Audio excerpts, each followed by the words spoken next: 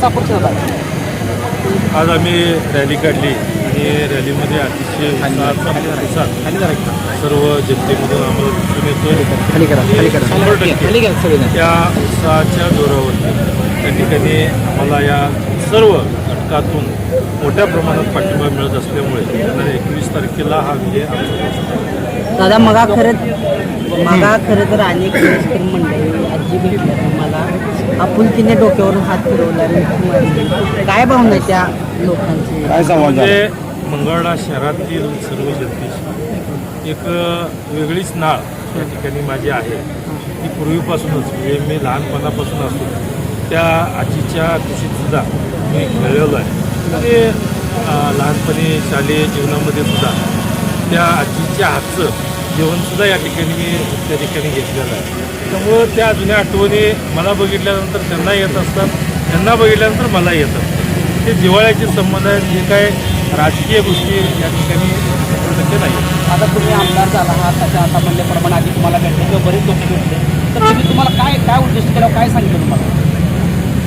बाबा येत जा आणि या ठिकाणी सगळ्यांची काळजी घेतोय आणि हे काळजी घेत असताना म्हणजे तब्येतीची जरा थोडेसे त्या ठिकाणी जसं एखादी आई मुलाला सांगत असते त्या पद्धतीनं ज्या काही सूचना होत्या त्या सूचनाही या ठिकाणी तंतोतंत 100% मंगळवेढ्याबद्दल म्हणजे ह्या मंगळवेढ्याच्या आता विकासाबद्दल काय बोलले? आज खरं म्हणजे मंगळवेढा शहरातील काही आणि पूर्ण तालुक्यातील सर्व आमच्या लाडक्या बहिणी त्या लाडक्या बहिणीचा सुद्धा पाठिंबा या ठिकाणी आम्हाला जोरदार आहे. शिवाय या लाडक्या बहिणीचा पाठिंबा असूनच लाडक्या भावांचाही आहे.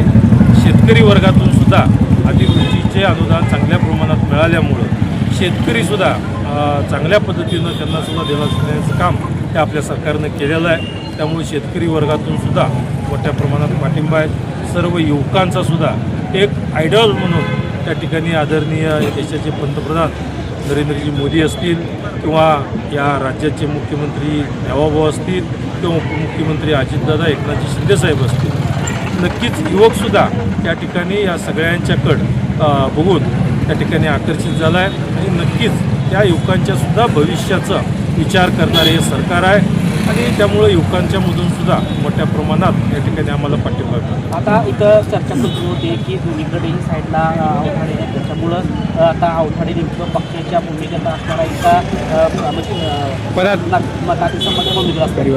भारतीय जनता पार्टी हा जगात सर्वात मोठा पक्ष आहे आणि ह्या शिस्तीचा पक्ष त्या ठिकाणी शिस्तीचा पक्ष असताना त्या ठिकाणी आम्हीही त्या निमित्तानं ज्या पद्धतीनं राजकारण विकासाच्या दृष्टीनं जी विकासाभिमुख जी चेहरा आहे किंवा विकासाभिमुख ज्या गोष्टी आहेत खरं म्हणजे त्या बाजूला जरी अवतडे असतील तर या बाजूला सुद्धा माझी लाडकी बहीणच आहे. त्यामुळं विकासाच्या दृष्टीनं त्या ठिकाणी लाडक्या बहिणीच्या पाठीमागं 100% मी नाही, मंगळवेढा शहरातील संपूर्ण जनता ही आमच्या लाडक्या बहिणीच्या दादा लाडक्या बहिणीने कसा मदत केली किंवा लाडकी बहीण तुमच्या पाठीमागवर तसेच ताईंच्या पाठीमागं लाडकी बहीण बनवत आहे?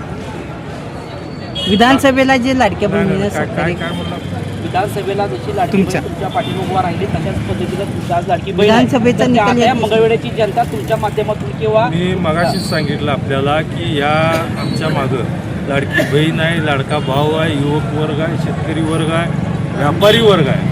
हे सर्व वर्गातील सर्व कामगार वर्ग असेल हे सर्वजण आमच्या मागे भक्कमपणाने पाठिंबा. दादा कुठेतरी शहरामध्ये उलट चर्चा चालू आहेत की कुठेतरी महायुतीचे कार्यकर्ते सक्रिय नाहीत किंवा अशा दिसत नाहीत. भाजपचे पदाधिकारी कुठे दिसत नाहीत. खरं म्हणजे आमच्यात नाराजी वगैरे ह्या पक्षामध्ये काही नसती. शिस्त असती.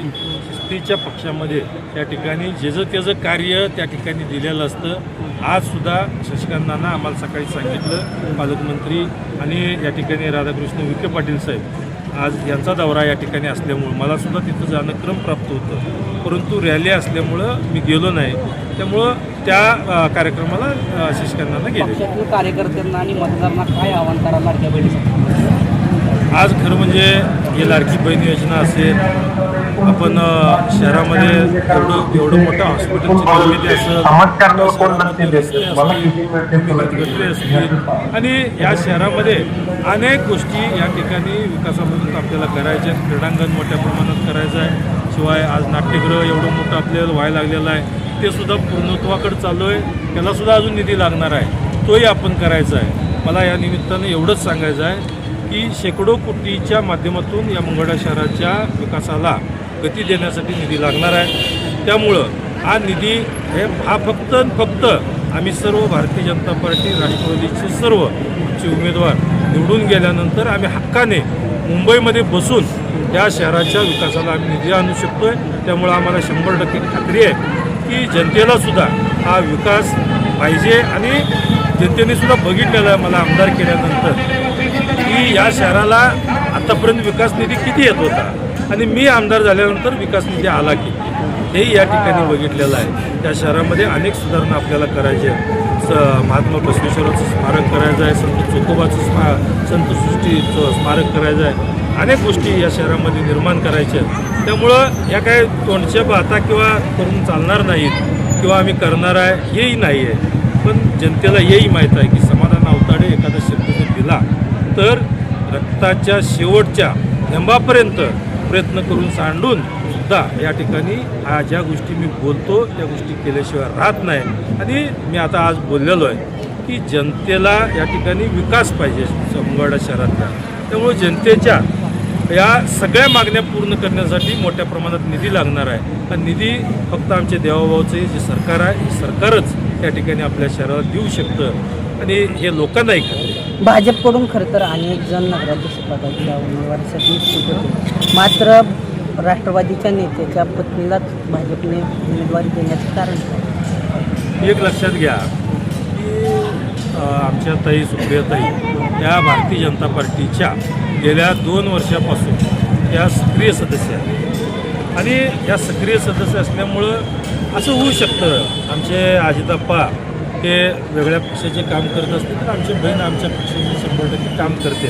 आणि या निमित्तानं आम्ही आपल्याला एवढंच सांगू इच्छितो की पक्ष कुठलाही कोणताही असू द्या, आम्हाला पक्ष हे माहितीतलेच घटक पक्ष आहेत आणि माहितीतले घटक पक्ष हे आम्ही सर्वजण या निमित्तानं एवढंच सांगू इच्छितो की आमची पहिली बांधिलकी आहे की मंगळवेढा शहराचा विकास, या मंगळवेढा मतदारसंघाचा विकास एवढी बांधिलकी आहे. आणि ही बांधिलकी आम्ही जोपासूनच सर्व म्हणजे राजकीय जोडे आम्ही बाहेर ठेवून वेचेला जसं आपण ज्या पद्धतीने राजकीय जोडे ठेवून विकासासाठी आम्ही कुठल्याही पद्धतीनं कुठल्याही पक्षाची आम्ही 100% एकत्र येऊ शकतो. जगतापांना उमेदवारी देऊन कुठंतरी निष्ठावंत कार्यकर्त्यांना डावलं जाते असं चर्चा सुरू आहे, काय सांगणार? मी मगाच सांगितलं आहे आमची लाडकी बहीण आहे. लाडकी बहीण ही विकासाभिमुख आहे आणि मला 100% खात्री आहे त्या लाडक्या बहिणीला नगराध्यक्षाच्या खुर्चीवर बसून आमचे सर्व नगरसेवक ते त्यांच्या पदस्थानी बसून या ठिकाणी मंगळवेढा शहराचा विकास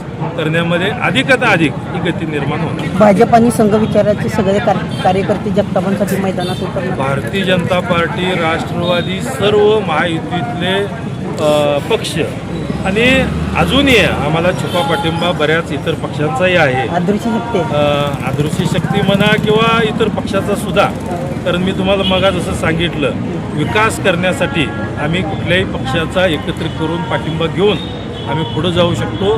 तशा पद्धतीनं तुम्हाला येणाऱ्या 20 तारखेपर्यंत दिसेल की आमच्या विरोधातले असणारे पक्षसुद्धा आम्हाला पाठिंबा द्यायला सुद्धा तयार आहेत आणि ते देतील. तुम्हाला 21 तारखेच्या निकालावरनं त्या मतपेटी फुटल्यानंतर मला 100% त्याचा रिझल्ट येईल. असंही म्हटलं जातं की काही वर्षापूर्वी सातत्यानं अजित जगताप यांनी तुमच्या विरोधात काही प्रश्न उठले पण कुठेतरी चुकली की असं कुठेतरी दोघांमध्ये दरार वगैरे पडलं. कसं आहे राजकीय ह्याच्यामध्ये एकमेकाचं कुठं वैमनस्य नसतं, विचाराची देवाणघेवाण असते. त्या विचाराच्या देवाणघेवाणमध्ये त्या काळी त्यांनी विरोध पण केला असेल, त्यांना विचार माझे पटत नसते आणि मी त्यांना कधी विरोध केला असेल की त्यांना त्यांचे विचार मला पटत नसते.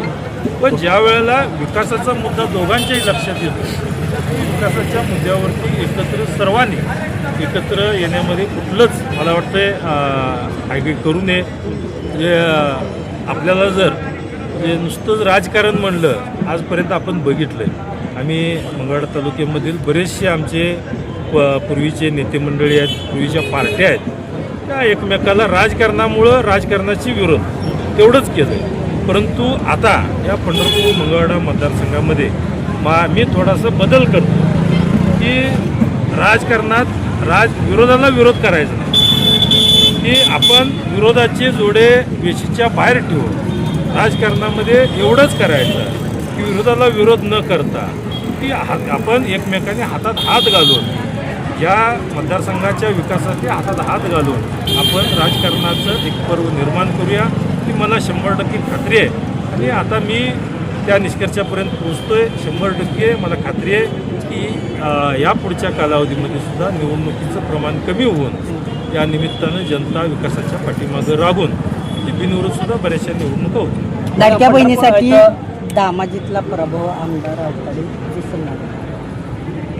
राजकारणामध्ये मी आत्ताच सांगितलेलं आहे की त्यावेळेच्या घटनाक्रम त्यावेळेचे क्रम हे वेगवेगळे असतात की त्यावेळेला त्यांची माझी विचार पडत नव्हते. आता त्याच्यानंतर त्यांनी मला विधानसभेला सुद्धा मदत केली. एक विचार पटल्यामुळेच आम्ही दोघं एकत्र आलेलो आहे. एक वेळेला विरोध केला असं दुसऱ्या वेळेला मदत केली. पण ह्याच्या पुढं आमचं दोघांचंही ठरलं आहे की 100% कुठल्याही थराला झाला असेल विकासासाठी या ठिकाणी आम्ही 100% या मंगळवेढा शहराच्या तालुक्याच्या विकासासाठी एकत्र येऊनच आम्ही काम करू. मंगळवेढा नगरपालिकेवर भाजपकडे फडकणार आहे.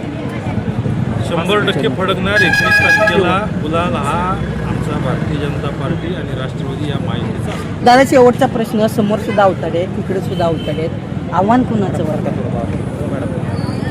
इकडं अवताडे असं काही नाही आहे, नावाप्रमाणे नाही. मी जसं सांगितलं माझी सुद्धा लाडकी बहीण मी उभा केलेली आहे आणि लाडक्या बहिणीसाठी आणि या शहराच्या विकासासाठी माझी लाडकी बहीण आहे म्हणून मत द्या असं मी म्हणणार नाही.